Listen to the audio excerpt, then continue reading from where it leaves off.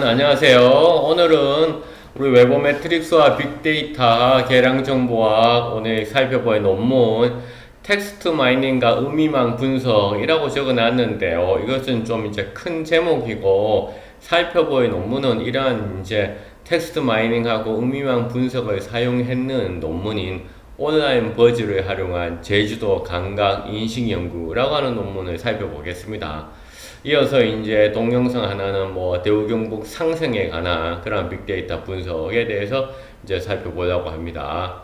자, 이제 오늘 살펴볼 논문 한번 이제 들어갈까요? 일단은 학습 목표로는 그래서 내용 분석과 텍스트 마이닝, 의미망 분석의 각각의 그런 의미들, 특징들, 그다음 유사점과 차이점에 대해서 알아볼 것이고요. 뭐, 당장 여러분들한테 이야기를 해준다면, 내용 분석은 아무래도 이제 수작업, 그렇죠? 사람이 직접 하는 그런 수작업.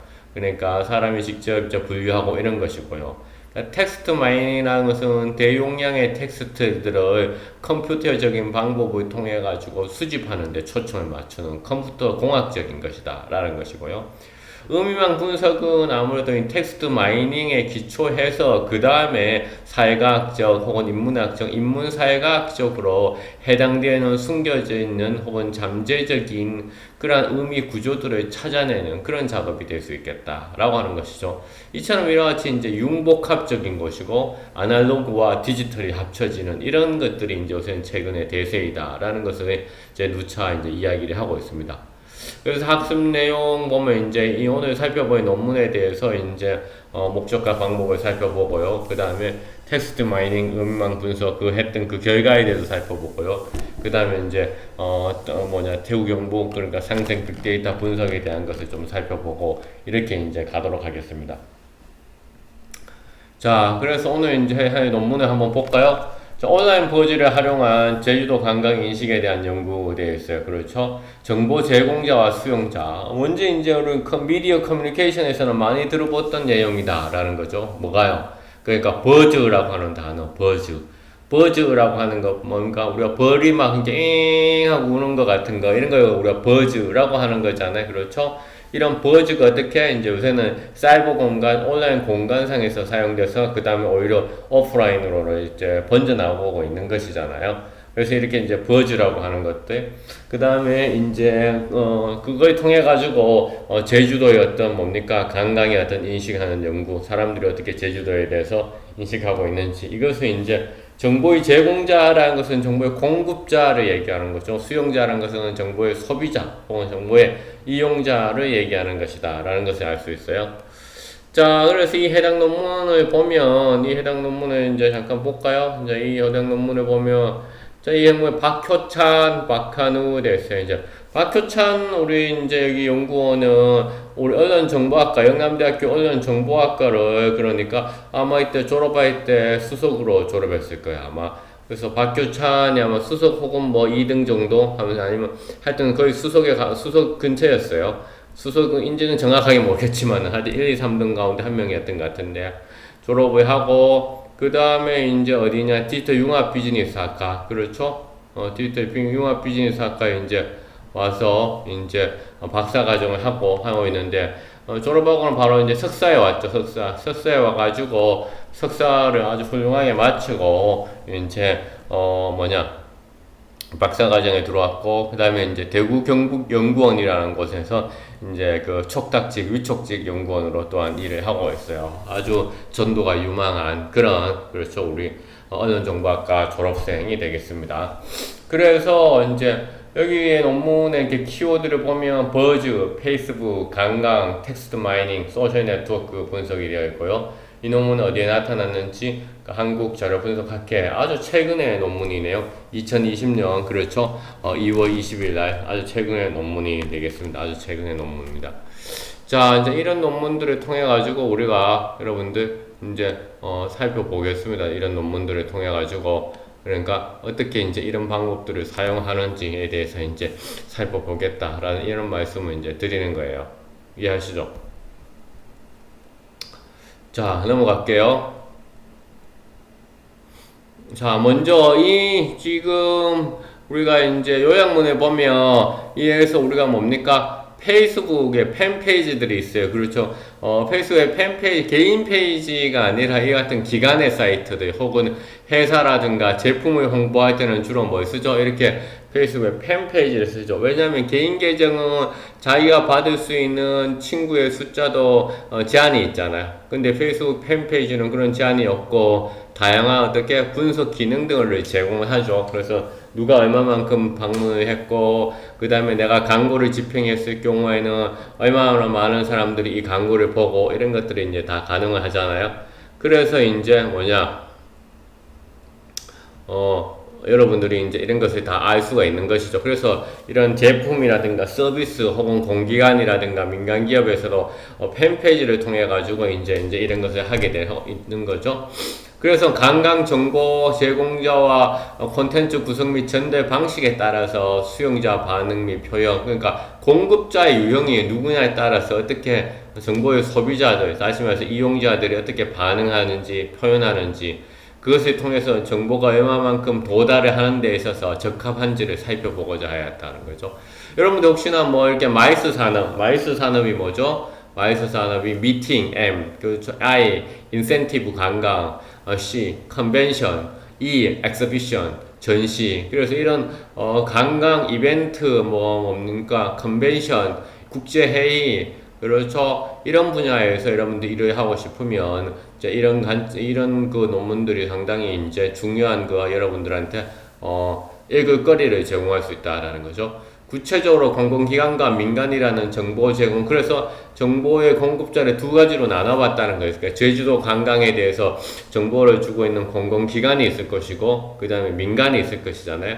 그래서 민간이라는 정보 제공자가 팬페이지 운영 방식과 그 다음에 콘텐츠 구성 차이에 따른 수용자의 반응을 지표를 통해 가지고 내용 분석, 텍스트 마이닝, 의미망 분석, 그렇죠? 분석 결과 첫째 좋아요, 공유, 댓글 수. 우리가 이제 소위 말해서 이제 공 이렇게 얘기하잖아요. 그렇죠? 좋아요, 댓글, 공유가 많을수록 이제 이 페이스북 페이지가 활성화된다라는 거잖아요. 그래서 공 이렇게 얘기하는 거죠. 정보 제공자의 콘텐츠 전달 방식에 따른 수용자의 정보에 대한 반응의 차이를 확인할 수 있었어요. 그래서 하향식의 일방적인 정보 전달 콘텐츠보다 그러니까 일방적인 그러니까 여러분들의 정보 전달 보다는 수용자의 이건 어떻게 반응하는지가 좀 달라질 수 있다는 거죠. 정보 콘텐츠보다 영상과 여행 후기 위주의 어떤 콘텐츠가 어떤 수용자의 관심을 일단 끌어낼 수 있었다라는 겁니다. 둘째, 두 정보 제공자의 인기 콘텐츠의 수용자의 반응 정도를 비교한 결과 관광지 소개, 그러니까 이걸 이 내용을 관광지를 막 소개해야 되겠다, 이런 메시지를 막 줘야겠다, 이런 것을 커뮤니케이션 해야 되겠다, 이런 콘텐츠가 수용자의 지인을 불러들이는 어떤 태깅, 여기 와보니까 좋은 것 같아, 너희도 와봐 하고 누군가 이름을 태그하잖아요. 태깅 행위를 통해 확산하는 모습이 나타났다는 거죠. 그래서 구정과 평판이 중요한 관광에서, 그렇죠. 구정과 평판이 뭐죠? 바로 버즈가 되는 거죠. 버즈. 이게 구정과 평판이 버즈를 만드는 것이잖아요. 수용자의 주목도를 높일 수 있는 콘텐츠의 형식과 내용을 파악했다는 의의가 있다라는 것이죠. 자, 그래서 넘어가 볼까요? 그래서 연구 문제 보면 뭐냐? 정보 제공자에 따른 콘텐츠의 정보 전달 방식의 차이와 수용자의 반응을 소셜미디어 지표 뭐였습니까? 공, 좋아요, 댓글 수, 공유 수. 연구 문제 이어 텍스트 마이닝 기법을 활용하여 수용자가 표현하는 주요 키워드와 콘텐츠 내용과의 호응 여부를 살펴보고 의미 연결망 분석을 통해 제주도와 연관되는 수용자의 키워드 사용 차이를 분석한다. 근데 이제 뭡니까? 이게 이제 연구 문제는 어떻게 질문의 형태로 이제 되어 있어야 되는 거잖아요. 질문의 형태. 연구 문제가 이제 질문의 형태로 되어 있지 않으면 이제 문제가 아닌 거잖아요. 그렇죠? 질문의 형태. 그래서 여기 보면 연구 문제 어떻게 될까? 논문에 가니까 질문의 형태로 되어 있는 거죠. 근데 여러분들 이제 좀 내용을 이제 중심으로 얘기하다 보니까 그대로 카피하지 않은 거예요. 이해합니까? 그러니까 연구 문제는 기본적으로 이렇게 질문의 형태가 되어 있어야 된다라는 거죠. 질문의 형태가. 기본적으로는 이렇게 질문의 문제니까 질문의. 그러니까 연구 문제를 하는데 질문의 형태로 안 되어 있는 사람들이 있어요. 그러니까 그거는 질문이 아니죠. 그렇죠? 질문이 아니죠. 연구 문제가 아닌 거잖아. 그 다음에 이제 우리가 버즈라는 것은 이제 여기 나오고 있잖아요. 뭐 꿀벌이 윙윙거리며 돌아다니는 것처럼 주변에서 의도치 않게 직간접적으로 듣게 되는. 그러니까 내가 뭐 알려고 꼭 하지 않음에도 불구하고, 그렇죠? 알려고 꼭 하지 않음에도 불구하고 내가 듣게 되는 것들이죠. 직간접적으로. 알려고 하지 않으면서도 듣게 되는 것들. 이런 게 버즈, 입소문, 그런 지칭한. 그러니까 이런 걸 많이 만들어내면, 그러니까 가만히 있더라도 막 이제 듣게 되는 거죠. 타임라인 같은 거죠. 타임라인. 이러한 버즈는 소비자의 메시지가 다른 사람에게 전파되는 과정에서, 그러니까 타임라인 같은 게 이제 타임라인에 많이 올라오면 버즈가 생긴다. 이런 거죠. 버즈 이꼬르 타임라인은 아니고요. 그렇죠? 버즈 이꼬르 타임라인이 아니라, 그러니까 타임라인에 많이 올라오면 버즈가 생겨날 수 있다. 이 얘기를 하고 있는 거죠. 버즈는 소비자의 메시지가 다른 사람에게 전파되는 과정에서 마치 광고가 되는 것 같은 효과와 관련이 있다. 그렇죠? 광고란 게 뭐죠? 바로 널리 알린다는 것이잖아요. 소비자들에게 객관성이 있다고 여겨져 더 중요하고 자주 접근하게 된다. 버즈는 학자들이 자신의 연구의 목적에 맞도록 개념적 저력에 다르게 적용하기도 한다. 그렇죠. 버즈 모니터링은 특정 키워드가 소셜미디어에서 많이 언급되는 정도를 확인하는 것이라고 하고, 이건 누가 한코 가령 특정 키워드에 대한 언급이 특정한 인식의 그 양이 증가하면 이제 버즈가 생겼다라는 거죠. 또한 버즈 분석의 온라인상 나타낸 소비자의 의견 나해서 이제 이제 그 여론이 어떻게 형성되는지 이런 것들도 알 수 있는 거죠. 다양하게 나타날 수 있는 거예요. 그래서 이제 제품 후기, 영화 사이트 영화 리뷰, 그렇죠. 제품 후기, 영화 사이트 영화 리뷰, 호텔 예약서, 호텔 이용 후기 이런 것들이 다 이제 버즈가 될 수 있는 거죠. 또한 뭡니까? 데이터의 형태라고 하는 것들도 어떻게 키워드의 등장 개수 점수화할 수 있는, 그렇죠. 점수화한다는 게 뭐 바로 뭐죠? 바로 계량 분석 정보의 계량화하는 거잖아요. 점수화한다는 게 바로 뭐죠? 정보의 어떤 계량화를 시키는 거잖아요. 계량화할 수 있는 그런 점수화할 수 있는 정형 데이터, 텍스트, 사진, 동영상 등 그런 비정형 데이터로도 할 수도 있는 것이고요. 그래서 이제 이런 온라인의 어떤 구전 효과, 그게 바로 이제 버즈가 되는 것이잖아요. 구전 효과가 바로 이제 버즈가 되는 겁니다. 그래서 이러한 것이 이제 결국은 온라인 버즈를 만들었을 때 이 버즈를 또 어떻게 하면 바로 이 유력자들이 또 중요하잖아요. 왜냐면 이런 그 버즈들에 대해서 이제 알게 되면 이 버즈는 누가 만드는 것인지, 그 방문 경로, 관광 정보 공유의 빅마우스 역할을 이런 유력자들을 파악하잖아요. 그래서 이 빅마우스를 하는 그 유력자들을 파악을 하면 이제 이 사람들이 어떤 경로로 버즈를 만드는지, 또 이 사람들의 어떤 관계도 이런 것들까지 이제 찾아낼 수 있는 것이잖아요. 그렇죠? 그 다음에 이제 버즈는, 그래서 온라인 버즈는 그러니까 위치 데이터를 이용해가지고 이제 뭐 북촌 한옥마을의 도보 관광객들이 하는 그런 연구들도 했었고요. 그 다음에 내가 했는 그 같이 공동으로 했는 연구 가운데 이제 하나에서는 대구광역시의 공식 관광 웹사이트의 웹로그 데이터를 활용해서 이용자의 웹사이트 방문 형태를 분석하고 웹관리 효율성과 지자체 관광 웹사이트의 관광에, 그러니까 우리 그 대구시의 어떤 공식적인 관광 웹사이트에서 누가 이 웹사이트에 들어오는지 이런 것들을 이제 분석을 한 것이죠. 그러면 그 이용자들이 어떻게 이 웹사이트를 방문하는지를 다 찾아낼 수 있는 거죠.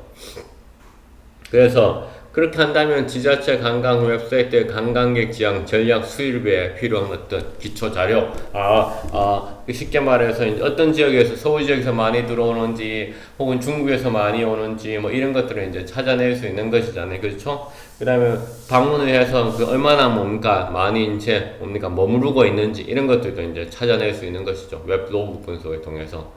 그다음에 뭐 페이스북에 서울 관광 공식 페이지에 나타난 그런 텍스트 및 관계 데이터를 이제 메르스, 지금은 이제 코로나 바이러스 기간인데, 이제 메르스도 이제 2017년도에 심각했으니까 메르스 전후로 그것을 수집을 해서 소셜 네트워크 분석을 한다든가. 그래서 이런 여러 가지의 그 연구들이 이제 다 이제 가능을 하게 된 거죠. 그러니까 페이스북은 또한 이제 앞서 얘기했듯이 이제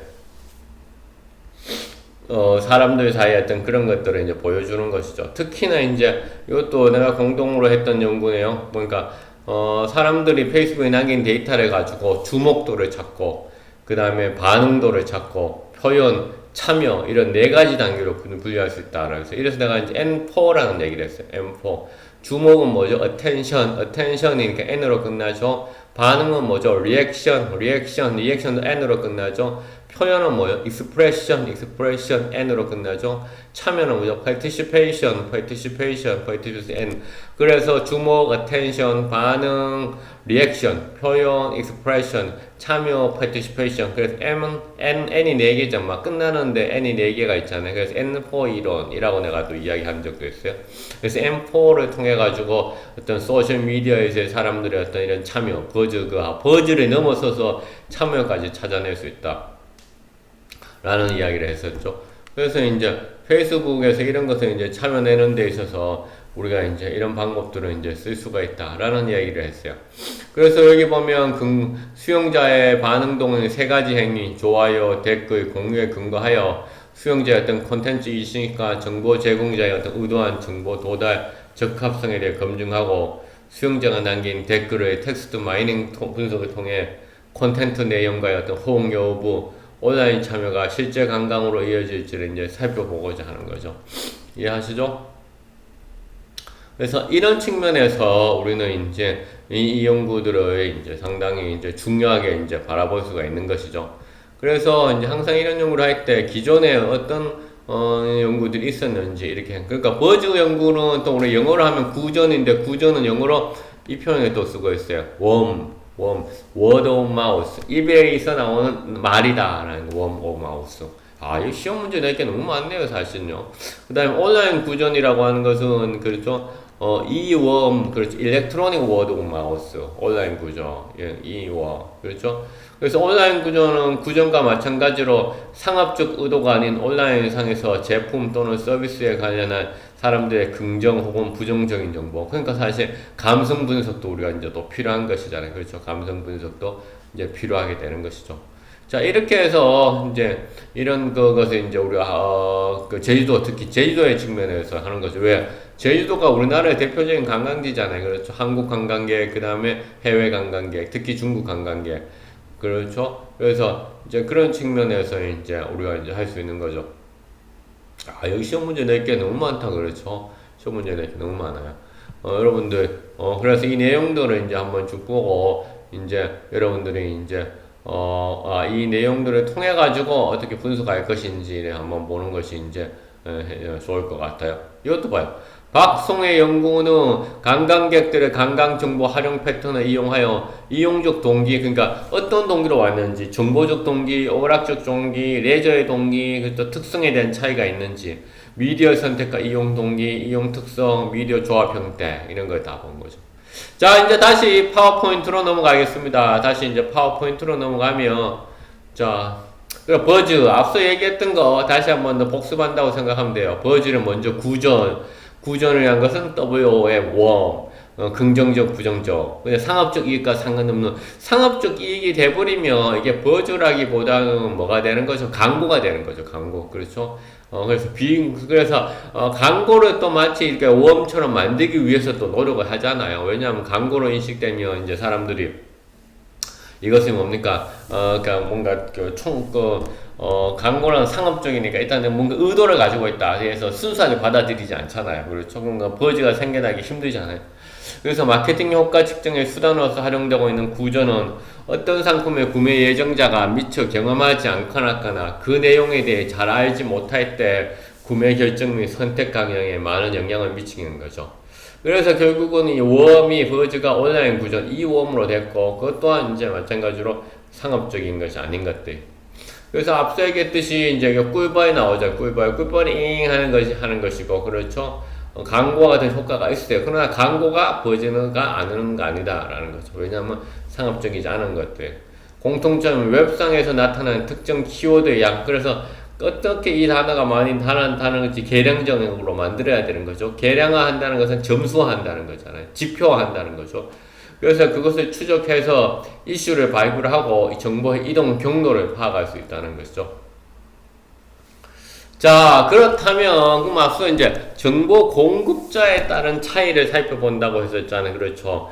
정보 공급자의 차이에 따른 차이를 살펴본다고 했으니까 정보 공급자를 두 가지 이용으로 했는 거예요. 공공 퍼블릭 사이트, 그 다음에 뭡니까? 프라이빗 사이트. 그렇죠? 퍼블릭에서는 대표적인 거 뭡니까? 제주도 제주관광공사, 그렇죠? 공공기관을 대표하는 페이지. 제주관광공사. 그 다음에 뭔가 민간은 뭐예요? 프라이빗에서는 제주에서 뭐하지? 그 민간을 대표하는 페이지. 왜냐면 여기서 이제 제주에서 뭐하지? 구독자 수라든가 이런 것을 다 이제 해서, 그래서 제주에서 뭐하지 페이지는 일반 제주 관광객들의 어떤 제보로 페이지가 운영되기 때문에, 우리 대구 같은 경우도 뭐 큰데 실시간 대구 이거 엄청나게 사람들이 많이 들어가고 있죠. 실시간 대구. 그렇죠. 실시간 대구 대표도 내가 이제 다른 그 모임에서 이제 만났었는데, 실시간 대구가 처음보다 엄청나게 많이 성장했더라고요. 그래서 또 사람들도 많이 들어오고 있고요. 일반 제주 관광객들의 제보로 페이지가 운영되기 때문에 불특정 다수로 구성된 정보 수용자의 인식을 파악하는데 적합하다. 두 페이지는 그래서 제주 관광과 관련된 페이지 중 가장 많은 곳에 팔로워를 확보하고 있죠. 그러니까 민간에서 그다음에 공공에서 가장 많은, 뭔가 근거가 있어야 되는 거죠. 여러분들 뭔가를 선택할 때는 내가 이것을 하겠습니다라고 회사에서 이쪽에다가 분석해 보겠습니다. 여기다 광고를 집행하겠습니다. 여기 있는 사람을 우리가 초청해야 됩니다. 근거가 있어요. 여기는 페이지 가장 많은 팔로워가 이제 확보를 하고 있더라 이 얘기죠. 제주관광공사 한번 뭐 코로나19 우리 모두 함께 극복할 수 있습니다. 이렇게 이제 앞에 딱 넣으면 제주에서 뭐 하지? 화면이 이제 인터페이스 자체가 벌써 틀리다. 이런 거죠. 자, 팬페이지 분석. 팬페이지 분석은 앞서 얘기했듯이 페이지에 팔로우. 그렇죠. 이 페이지를 계속 뭡니까? 관심 있다고 등록한 사람들. 그 다음에 페이지에 담긴 콘텐츠의 내용을 수집하죠. 좋아요, 공유, 댓글 등의 빈도를 통해 인기 있는 게시물과 어떤 게시물에서 수용자가 적극성을 보였는지 반응, 리액션, 그렇죠? 뭔가 아까 M4 얘기했잖아요. 리액션, 그 다음에 뭡니까? expression, participation, 그 다음에 뭐 있었죠? attention. 그렇죠? 어떤 게시물에서 수용자가 적극성을 보였는지를 추론할 수 있으며, 게시물당 평균 댓글 수 등과 같은 기술 통계라고 하는 것은 평균값, 분산값, 표준 편차값, 최대값, 최소값. 그래서 뭔가 현재 이런 사항들, 여러분들이 분석하려고 하는 사항들을 전체적으로 잘 보여주는 거. 기술이라는 거, 이때 기술은 테크놀로지라는 뜻이 아니에요. 테크놀로지라는 뜻이 아니라 디스크립티브 한다는 거죠. 디스크립티브. 여기 적어놓을까요? 디스크립티브. 디스크라이브라는 게 뭡니까? 디스크라이브라는 게 뭔가를 이렇게 그려주는 거잖아요. 그래서 기술 통계라고 하는 것은 테크놀로지라는 뜻의 기술이 아니라 뭐라고 얘기했어요? 여러분들이 분석하려고 하는 대상이 있잖아요. 그런 분석의 대상의 어떤 전체적인 특성이 어떤지를 보여주는 거예요. 평균값, 그렇죠. 최대값, 최소값, 그렇죠. 표준편차라든가, 그렇죠. 이런 어떤 전체적으로 어떤 형태를 가지고 있는지를 보여주는 기술 통계예요. 자, 정보에 대한 수용자의 반응 정도를 유추해 볼 수 있어요. 분석 대상은 2018년도에 업로드된 게시물의 좋아요, 댓글, 공유. 그 다음에 연초 및 연말 게시물의 경우에는 그 위치상 전년도와 그 전년도가 차년도의 반응과 같이 수집될 수 있기 때문에 크게 영향을 미치지 않아 모두 포함했고, 두 주체 간, 그렇죠, 정보 전달 방식의 차이 어떤 비교하는 거, 그렇죠, 수용자의 반응 정도를 살펴볼 수도 있습니다. 그렇죠, 여러분들. 자, 그 다음에 넘어갈까요? 여기 잠깐만 여기, 그렇죠, 여러분들 지금 촬영하고 있었기 때문에. 그 다음에 텍스트 마이닝은 앞서 얘기해 컴퓨터 공학적인 거라 그랬어요. 텍스트 데이터를 뭔가 수집하는 것이라 그랬어요. 그 다음에 근데 요즘 수집하는 것이 이제 의미 연계만 인문사회학적으로 잠재되어져 있는, 숨겨져 있는 어떤 시사하는 바까지 찾아내는 거, 다 이제 연계되고 있는 거죠. 그래서 문자로 작성된 내용들에서 명시적으로 드러나지 않았지만은 단어들의 빈도와 분포에서 숨겨진 정보를 추출하고, 그렇죠, 패턴에 도출하는 과정과 관련된 일련의 기법, 이런 걸 다 이제 통칭해서 그래서 다 할 수 있는 것이다 하는 거죠. 그래서 내용 분석, 이슈 탐지, 감성 분류, 최근의 토픽 모델링까지 다양하게 했어요. 그래서 내용 분석이라는 것도 이제는 이제 이런 수작업으로 하는 것을 넘어서서 이제 이런 방법들 통해서 다 할 수 있는 거죠. 그러나 이제 내용 분석을 한다면 더 수작업을 더 이제 다시 말해서 더 강조를 하는 것이죠. 텍스트 분석 전 텍스트의 품사 분류, 조사 제거, 불용어 처리 등을 수행하기 위해서 그 아래 그림에 KR킥이라고 하는 것은 KR은 코리안이에요. 코리안. 한국어를 분석할 수 있는 그런 툴이에요. 이거는 이제 내가 공동으로 이제 개발을 한 거예요. KR킥 그렇죠? 하는 거죠. 이 KR킥이라고 하는 것은 크게 세 가지의 소프트웨어로 구성되어 있어요. KR 텍스트, KR 타이틀, KR 워드. 그렇죠? 그렇죠. 그래서 KR 텍스트, KR 타이틀, KR 워드 세 가지로 이제 되어 있는데요.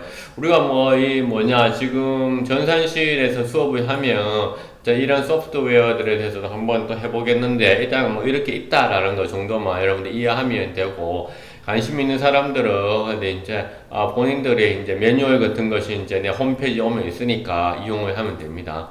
그래서 이제 KIKWIC 얘기했죠. 그래서 코리안 키워드 in context, 약자 한국어로 작성된 것을 이제 분석하는 것이고, KWIC라고 하는 것은 키워드, 그러니까 문맥상에 있는 맥락을 보고서 in context, 주요 단어들을 이제 분석하는 것이다. 그래서 KIKWIC라고 해서 네덜란드 암스테르담 대학교의 그런 커뮤니케이션 스쿨인 레이더스도르프 교수, 레이더스도르프 교수님하고 공동으로 이렇게 했던 그런 논문이 아닌 소프트웨어고, 그것을 이제 논문으로 작성을 쓴 거죠. 그래서 이 소프트웨어의 근데 중요한 우리 알고리즘 특징은 사이 네트워크 분석. 그래서 여러분들 따로 이제 사이버 커뮤니케이션과 사이 네트워크 분석이라는 수업이 있잖아요. 거기서 이제 알 수 있는 건데, 오픈 사이언스라고 하는 것은 내가 이제 만들어서 공동으로 만들어서 이것을 사람들한테 개방을 했죠. 그래서 오픈 사이언스 정신이라고 했고요. 그 다음에 이제 한국의 유일한 그 한글을 처음엔, 지금은 이제 다른 것들도 나와 있어요. 이 당시 2003년도니까 세멘틱, 그렇죠? 네트워크 애널리시스. 뭔가 이제 오타가 있네요. 세멘틱이 왜가 의미망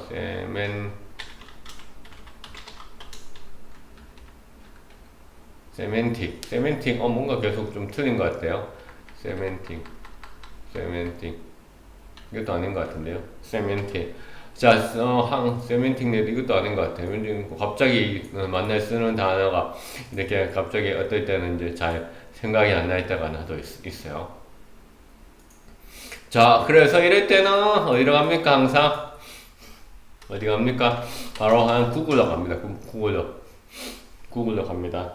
이걸 한번 스펠링은 내가 맞게 썼는지를 살펴보는 거예요. 세멘틱 네트워크. 맞네요. 제대로 맞게 썼네요. 맞네. 왜 좀 약간은 꺼림치 가더니만, 똑바로 썼네요. 세멘틱 네트워크 애널리시스. 그래서 이게 의미망 분석. 그러니까, 세멘틱 네트워크 애널리시스가 바로 의미망. 세멘틱 네트워크가 의미망이잖아요. 네트워크가 망이고, 세멘틱이 의미론적인 이런 뜻이고, 애널리시스 그러니까 분석이 의미망 분석. 그래서 커뮤니케이션 메시지의 의미들이 어떻게 만들어지냐 봤을 때 자주 사용되는 그렇죠? 두 개의 단어에 사용되는 커뮤니케이션 메시지의 어떤 메시지의 의미라는 것이 자주 사용되는 단어에 있다는 거죠. 그래서 단어 간의 관계를 어떻게 우리 할 수 있냐. 예컨대 매스하고 커뮤니케이션 여러분들이 자주 사용되는 거잖아요. 이랬을 때 매스하고 커뮤니케이션이 자주 사용되니까 이 두 단어가 일종의 네트워크를 맺고 있다, 이렇게 보는 것이죠. 그래서 컴퓨터 소프트웨어를 이용한 내용 분석 프로그램. 그래서 내용 분석이라는 것은 원래 수작업을 하는 거지만은 이렇게 이제 컴퓨터 소프트웨어를 이용할 수도 있다, 이런 측면이죠. 대부분 영어권을 위한 것들의 한계를 극복하기 위해서 2003년도에 이제 만든 거죠. 이건 자 2003년 당시에 이렇게 적어 놓을까요? 그러면 더 정확하겠다, 그렇죠? 자, 그래서 여러분들 사용하기를 원하는 사람들은 홈페이지에 가면 있는데, 이제 크게 이제 세 가지 내 홈페이지에 가면 있어요. 홈페이지 한팍.net. 여러분 박한우 교수 홈페이지 치면 나옵니다. care 텍스트, care 타이틀, care word로 되어 있죠. 그래서 care word는 메시지의 구성 단어의 빈도를 분석하는 거예요. 그래서 핵심 중요 이슈를 파악하고, 그 다음에 KI 타이틀하고 KI 텍스트는 기본적으로 같은 기능인데 차이가 있다면 KI 타이틀은 비교적 짧은 메시지를 분석하는 거죠. 논문 제목, 웹사이트 기사 등의 제목, 그렇죠. 웹사이트의 제목, 기사 등의 제목, 혹은 요약문, 혹은 주관식의 응답들, 광고 카피라든가 일상 대화들 이런 것들을 이제 하게 되는 거고요. KI 텍스트는 KI 타이틀로 처리하기에 분량이 비교적 많은 그런 메시지를 독립적인 파일로 사는 거예요. 이렇게 세 가지 소프트웨어로 구성되어 있다라는 거죠. 자, 그래서 이런 것은 이제 텍스트 마이닝을 할 때 절차가 있는 건데 보면 여러분들 유의어라는 거죠. 뭐죠? 바로 유사어죠. 유사어. 의미가 비슷하다는 거죠. 유사어. 고유어 등의 단어는 단어사전, 유의어나 유사어, 고유어라든 고유명사 이런 것들 단어사전을 통해 통합하고 의미가 없는 단어는 분석 대상에서 제외했다. 약간 뭐라고 해서 의미가 이제 보자. 지금 여기 한번 보세요. 텍스트 분석 중 텍스트의 품사, 명사, 형용사, 부사, 이런 여러 종류가 있잖아요. 그렇죠? 그래서 하기 전에, 그러니까, 여러분들이 이제 명사가 가장 중요하고, 왜냐면 그게 의미가 담겨 있으니까, 명사가 가장 중요하죠. 그 다음에 조사, 예컨대, 박한우는, 박한우가, 박한우이 했을 때 뭡니까? 박한우이, 가는, 이런 것들을 다 제거했을 때, 박한우라는 명사만 남는 거잖아요. 그래서 조사를 제공하고, 불용어라는 것은 뭡니까? 스타보드 얘기하는 거죠. 뭡니까? 많이 사용되고 있지만은 의미론적으로는 별로 중요하지 않는 것들. 그런 게 뭡니까? 조사도 되는 것이고, 그렇죠? 그리고 이런 것들, 접속어도 되는 것이고, 그렇죠? 이렇게 많이 사용되고 있지만은 그러니까 의미론적으로는 크게 중요하지 않는 것. 이런 것들을 처리하기 위해서 이제 우리가 그 정제 작업이라는 것을 이제 하게 되는 것이죠. 정제 작업이란. 그래서 통합하고 의미가 없는 단어는 분석 대상에서 제외했어요. 그래서 명사를 기본 분석 단위로 선택하였으나 의미 해석이 중요하다고 판단되는 그런 감탄사 등은 분석에 포함하였고, 그래서 보통 어떤 경우에는 감탄사까지도 할 수도 있는데 우리는 포함을 시켰어요. 제외하기도 하는데, 왜냐면 커뮤니케이션적으로는 이게 중요하다고 생각하는 거죠. 다음으로 정보 제공자에 따른 수용자의 재주 감각에 대한 표현 차이를 살펴보기에 빈도 분석을 실시했고, 빈도 분석은 한 텍스트의 범위에서 출현한 빈도와 잦은 단어를 빈도 수에 따라 순위를 정하는 그런 분석 방법이었어. 이를 통해 문서 내의 단어의 중요도 추론 및 빈도가 높은 단어를 선정하여 텍스트 분석 기법을 이용해 추가 분석을 실시할 수 있고요. 상위 빈도 단어는 의미 연결망 분석 방법으로 이렇게 시각화를 또한 진행을 할 수 있어요. 그래서 그 텍스트 마이닝은 앞서 얘기했듯이 컴퓨터 공학적인 관점에서 데이터를 어떻게 수집하고, 그 다음에 정제했는 단어들을 파싱한다고 하죠. 파싱한다는 게 분류하는 거죠. 분류하고, 거기에서 뭔가 어떤 네트워크적인 그런 행렬들을 만들어내고, 이런 것에 초점을 맞추는 거죠. 쉽게 말해서 이런 것들, KR 워드라든가, 이런 것들이 하는 일인 거죠. 그 의미망은 앞서 얘기했지 같은 일련의 기법인데 좀 더 인문사회학적인 것에 좀 더 강조하는 것이다 라는 거죠.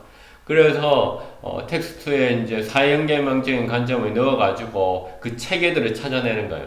그래서 단어 사이의 관계를 분석 및 시각화해서 추상적인 의미의 구조를 이렇게 시각화해서 보는 거죠. 코로나19 관계되는 이런 기사들을 막 수집했더니만 예시하면 코로나19라는 단어가 가장 많이 사용됐다. 가장 많이 사용됐다는 어떻게 알 수 있어요? 이 코로나19라는 단어를 뜻하는 이 동심원의 크기가 크잖아요. 그렇죠?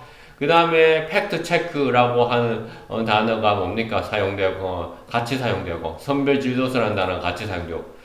마찬가지죠. 매스라는 단어하고 커뮤니케이션이라는 단어가 자주 사용되었다. 이런 것을 보여주는 거잖아요.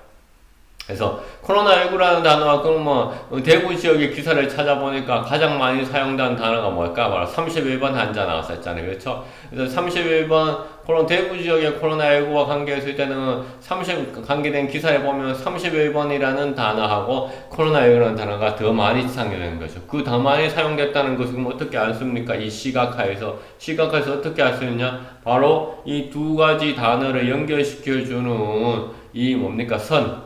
라인 있잖아, 직선. 이 직선의 두께를 보세요. 두께가 훨씬 많이 두껍잖아요. 그렇죠? 많이 두껍죠? 그렇죠? 그래서 코로나19하고 증상이라는 단어의 직선의 두께보다 코로나19라는 단어하고 31번에 뜻하는 단어의 두께가 더 크죠? 그렇죠? 그래서 각각의 서로 자주 출연한 단어들을 보여주고 그 각 단어에 어떻게 뭡니까? 이런 동심원의 크기는 그 단어가 얼마만큼 출연했는지를 보여주고 그렇죠? 그 다음에 어떻게 할까요? 뭡니까? 서로 자주 출연해서 선에 두개도 하고 그럼 이 위치는 어떻게 돼? 위치 이제 이 위치도 이거는 시각화를 하는 알고리즘에 따라서 이제 달라지는데 대개는 가장 많이 출연한 단어들을 이제 중심에 위치해. 근데 이거는 이제 여러분들 예시로 해서 파워포인트에 이제 여러분들 끼워 맞추다 보니까 이제 위치는 그렇게 뭡니까? 고려하지 않고 그냥 이제 여러분들 보기 쉽게 이렇게 만들어 놓은 거예요. 보기 쉽게 만들어 놓은 거예요. 자, 그래서 의미 연계방 분석을 이제 하기 위해 가지고 또 이렇게 시각화를 하는 또 분석도 하고 시각화를 하는 또 좋은 툴이 있어요. 뭐냐면 노드 엑셀이라는 툴이죠. 노드 엑셀. 그렇죠? 그래서 정보 목적이 다른 두 제주도 관광에 대한 정보 제공자의 수용자 인식 차이를 텍스트에 대한 핵심 내용 공출연이 바로 공동으로 출연한다. 그렇죠? 혹은 동시에 출연한다. 이런 것이죠. 공동으로 출연한다. 동시에처럼 매스 커뮤니케이션처럼 공동으로 출연한다, 공동으로 자주 출연한다 이런 것이죠. 분석 도구로는 네트워크 분석 프로그램은 노드 엑셀을 이용해서 연결망의 어떤 구조를 파악할 수 있는 시각화, 노드 엑셀을 통해서 했다라는 거죠.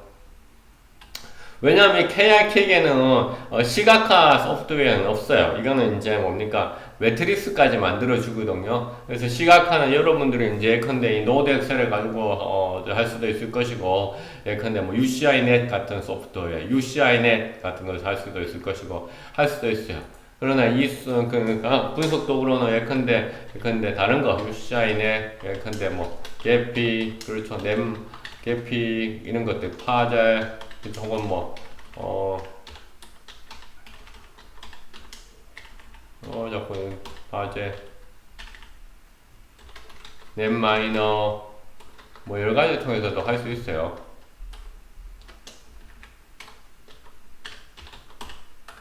등 등도 가능하. 그래서 가능을 합니다. 그래서 여러분들 자신이 잘 사용할 수 있는 것을 이제 가지고 하면 돼요. 자꾸 여기 좀 바뀌네요. 그렇죠? 또 가능합니다.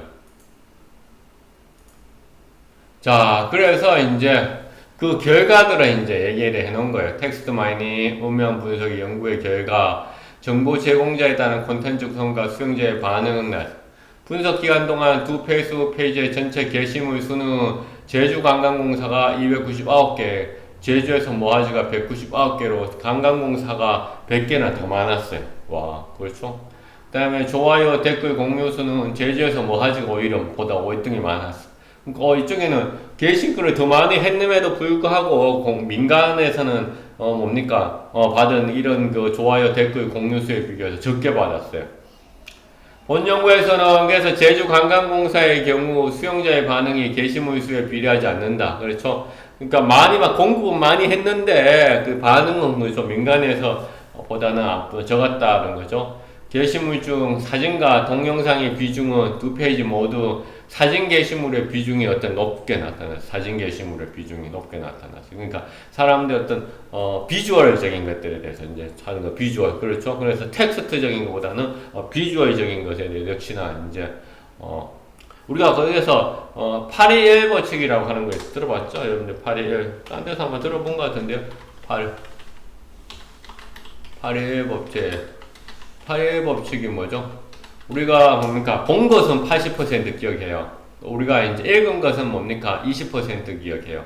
들은 것은 뭡니까? 10% 기억하죠. 그래서 그러니까 우리가 시각 정보의 80%를 뭡니까? 기억하는 경향이 있음이라는 8일 법칙. 그래서 역시나 여러 사람들은 어떻게든 시각 정보에 대해서 사진 이런 것들에 대해서 다른 것보다 월등하게 당연히 이제 뭡니까 반응하더라는 게 어떻게 좋아요, 댓글 수, 공유 수 그렇죠? 에 통해서 이제 반응한다라는 것을 이제 알 수가 있었어요. 이해하나요? 그래서 좀 본격적인 분석 이제 연구 결과로 이제 가기 전에 이제 일단은 이제 우리가 시간적인 뭐 해서 다 이거 할 수는 없으니까 그러니까 18번 슬라이드인데 18번 슬라이드까지만 일단은 이제 할게요. 슬라이드는 이제 18번 슬라이드까지만 하겠습니다. 슬라이드는 18번 슬라이드까지만 하고, 그 다음에 이제 여기 잠깐 보면, 슬라이드는 18번 슬라이드까지만 하겠습니다. 18번 슬라이드까지만 하고, 그 다음에 너무 또 우리가 또 많이 한 번에 또 많이 하면 안 되니까, 많이 하면 안 되잖아요. 그렇죠?